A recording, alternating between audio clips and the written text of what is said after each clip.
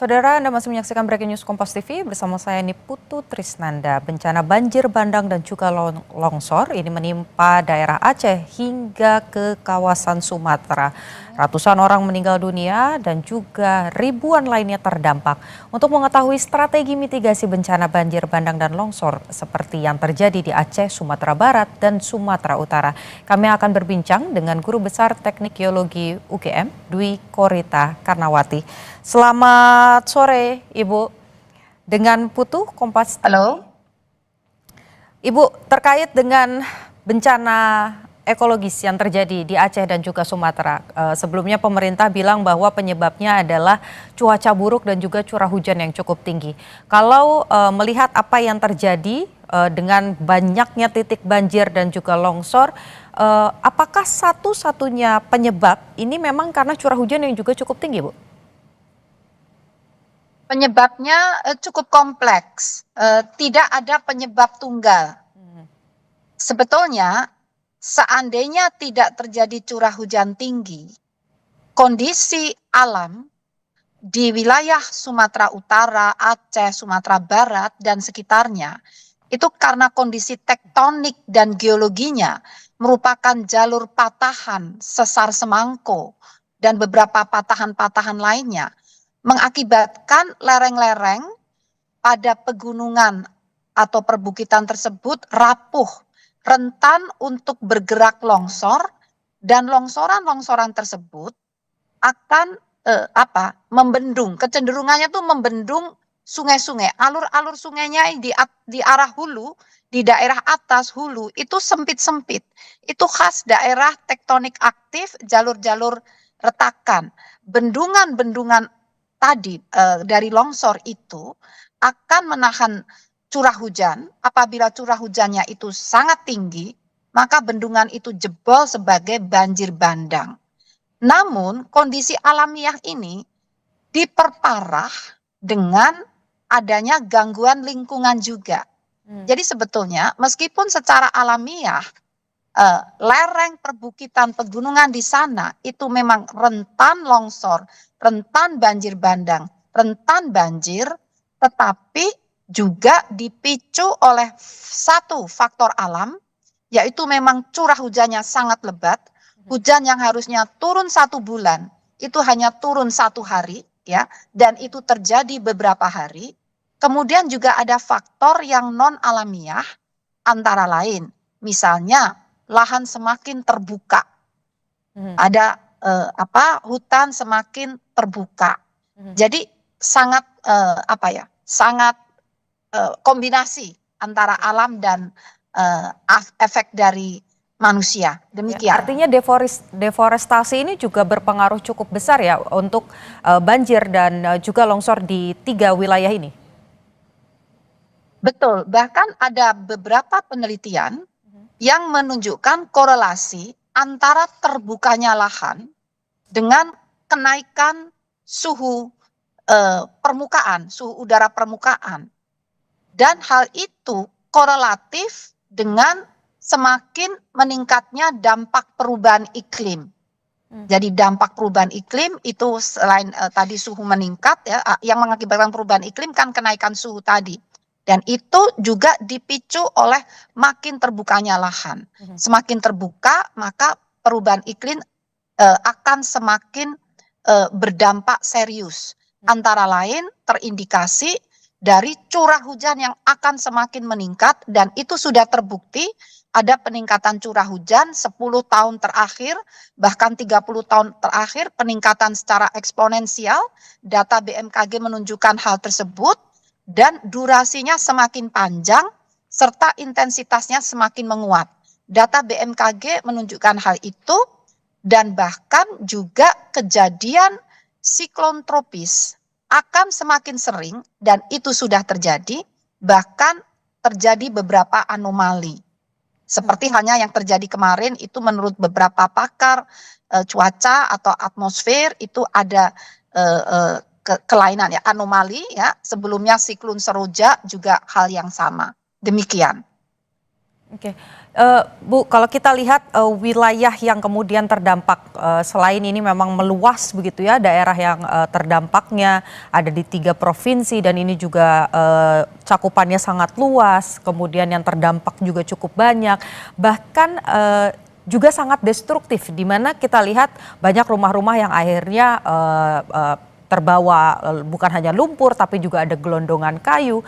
Kalau melihat yang terjadi ini, bukan hanya air yang turun, bukan hanya lumpur saja yang turun, tapi juga ada gelondongan kayu. Apakah ini menandakan adanya deep-seated landslide atau longsor dalam yang jarang terjadi di masa lalu? Dari penelitian yang pernah kami lakukan, benar demikian. Hmm. Jadi gelondongan-gelondongan atau kita harus hati-hati ya, harus kita amati benar-benar. Kayunya itu rapih, terpotong dengan rapi, atau ada akar-akarnya. Nah, kalau ada akar-akarnya itu berarti akibat longsor. Jadi pohon-pohon itu pernah terjadi tahun 2003 di Taman Nasional Gunung Leuser. Kebetulan kami saat itu juga terlibat dalam kajian.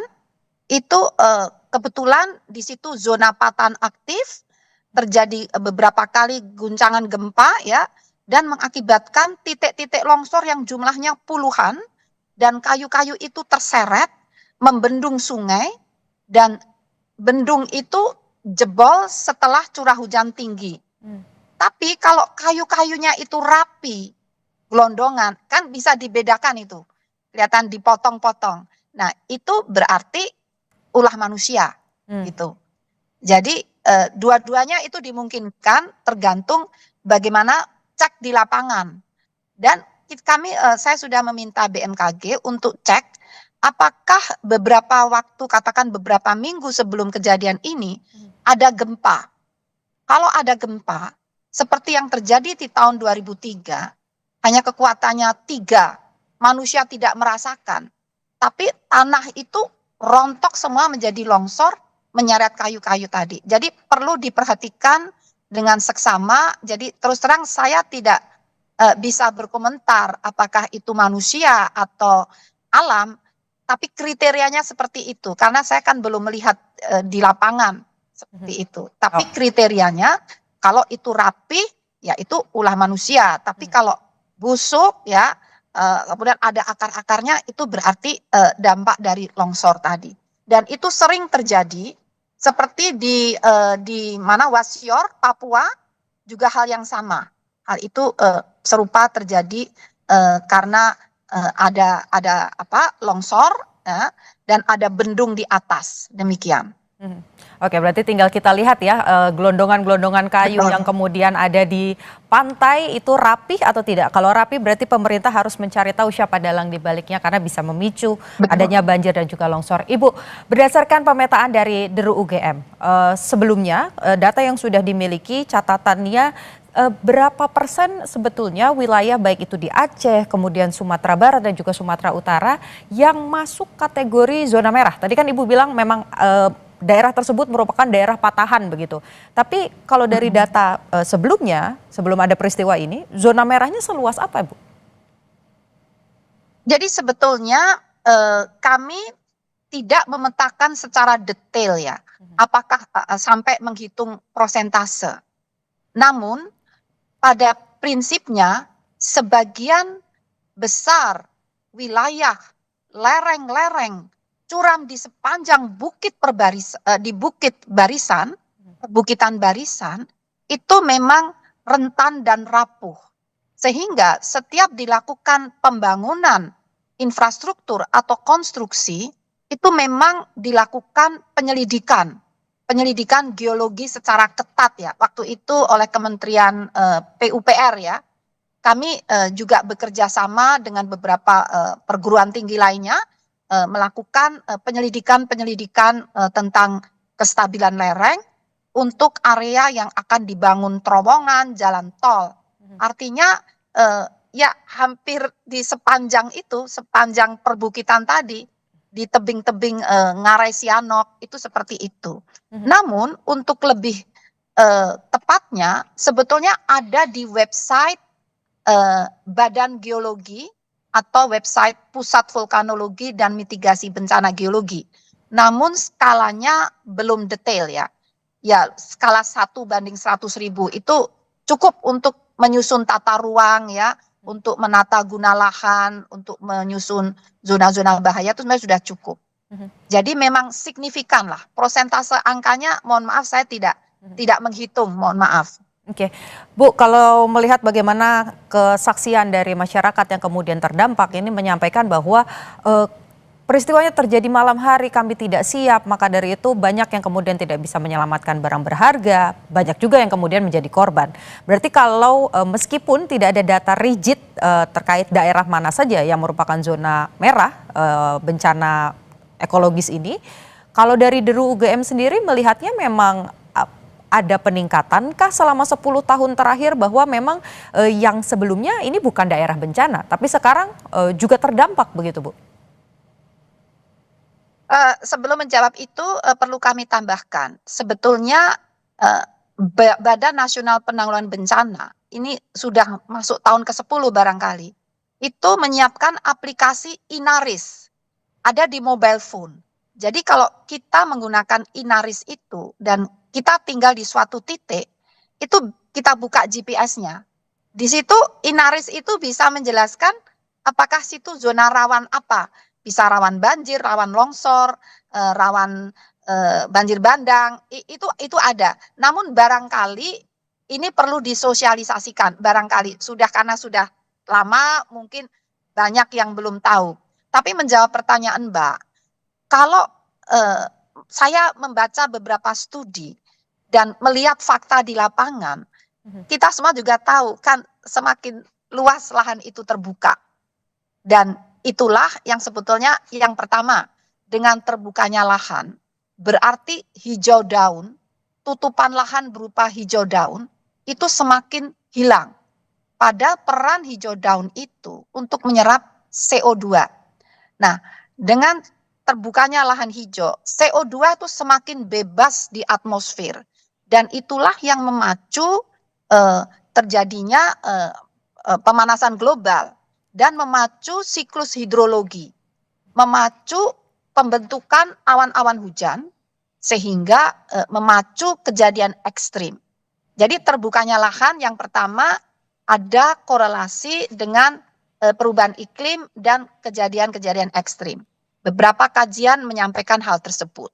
Dan yang kedua, lahan terbuka berarti cengkeraman pohon terhadap tanah yang labil, yang rentan, itu juga semakin hilang.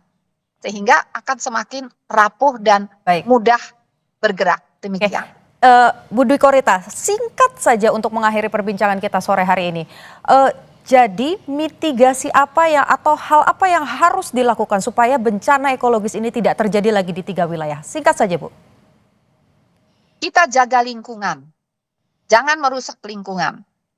Pakai segala cara untuk menjaga lingkungan, tata ruang dibenahin, ditetapkan peraturan yang ketat untuk tata ruang demi menjaga lingkungan dan lingkungan akan menjaga kita. Terima kasih. Oke, baik, terima kasih pakar geologi, lingkungan dan juga kebencanaan dari UGM, Dwi Korita. Terima kasih Ibu sudah berbincang dengan Kompas TV. Saudara, sampai dengan saat ini proses pencarian para korban dan juga proses pembukaan wilayah-wilayah yang tertutup oleh longsor dan juga banjir bandang masih terus dilakukan, terutama untuk membuka akses bagi masyarakat yang mengungsi dan belum mendapatkan bantuan. Informasi lainnya mengenai bencana di Aceh dan juga di kawasan Sumatera akan terus disampaikan di program-program Kompas TV lainnya. Saya Niputu Trisnanda, saudara, terima kasih, sampai jumpa.